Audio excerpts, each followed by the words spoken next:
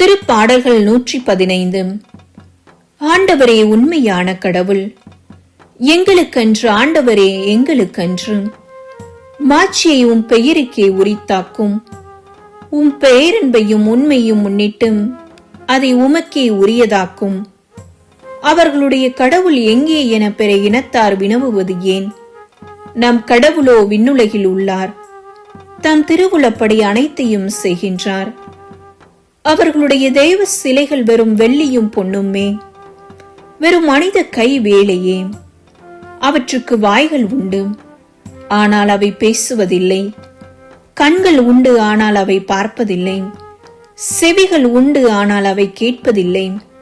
மூக்குகள் உண்டு, ஆனால் அவை முகர்வதில்லை. கைகள் உண்டு, ஆனால் அவை தொட்டு உணர்வதில்லை. கால்கள் உண்டு, ஆனால் அவை நடப்பதில்லை. தொண்டைகள் உண்டு, ஆனால் அவை குரல் எழுப்புவது இல்லை. அவற்றை செய்கின்றோரும் அவற்றில் நம்பிக்கை கொள்ளும் அனைவரும் அவற்றைப் போலாவர். இஸ்ரேலரே, ஆண்டவர் மீது நம்பிக்கை கொள்ளுங்கள். அவரே உங்களுக்கு துணையும் கேடயமும் ஆவார். ஆரோனின் குலத்தாரே, ஆண்டவர் மீது நம்பிக்கை கொள்ளுங்கள். அவரே உங்களுக்கு துணையும் கேடயமும் ஆவார். ஆண்டவருக்கு அஞ்சி நடப்போரே, அவர் மீது நம்பிக்கை கொள்ளுங்கள். அவரே உங்களுக்கு துணையும் கேடயமும் ஆவார். ஆண்டவர் நம்மை நினைவு கூர்ந்துள்ளார். நமக்கு தம் ஆசியை அளிப்பார். இஸ்ரேல் குடும்பத்தாருக்கு ஆசி வழங்குவார். ஆரோனின் குடும்பத்தாருக்கு ஆசி வழங்குவார். தமக்கு அஞ்சி நடப்போருக்கு ஆண்டவர் ஆசி வழங்குவார்.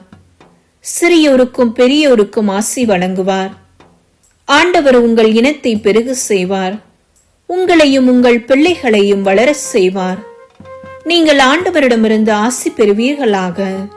விண்ணையும் மண்ணையும் உருவாக்கியவர் அவரே. விண்ணகமோ ஆண்டவருக்கு உரியது, மண்ணகத்தையோ அவர் மானிடருக்கு வழங்கியுள்ளார். இறந்தோர் அவர் ஆண்டவரை புகழ்வதில்லை. மௌன உலகுக்குள் இறங்குவோர் எவருமே அவரை புகழ்வதில்லை. நாமோ ஆண்டவரை வாழ்த்துகின்றோம், இப்பொழுதும் எப்போதும் வாழ்த்துகின்றோம். தந்தை, மகன், தூய ஆவியாரின் பெயராலே ஆமேன்.